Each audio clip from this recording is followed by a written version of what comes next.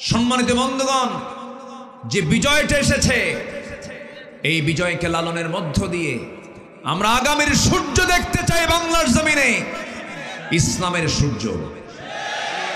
এর জন্য যদি আরো জান মাল দিতে হয়, সবাইকে রাজি আছেন?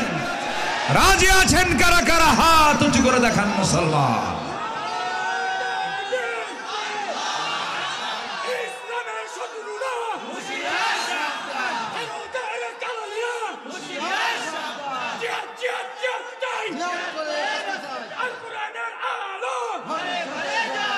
আল্লাহ কবুল করুন, জোরে বলে আমিন। সম্মানিত ভাইয়েরা, তাহলে মুনাফিকের যে আলামত গুলো আছে, এই আলামতকে আমাদের ভিতরে রাখতে চাই। মিথ্যা কথা বলবো, ওয়াদা ভঙ্গ করব, আমানতের খেয়ানত করব, মুখ থেকে বেফাস কোনো কথা কি বের করব? জি, কষ্ট হচ্ছে।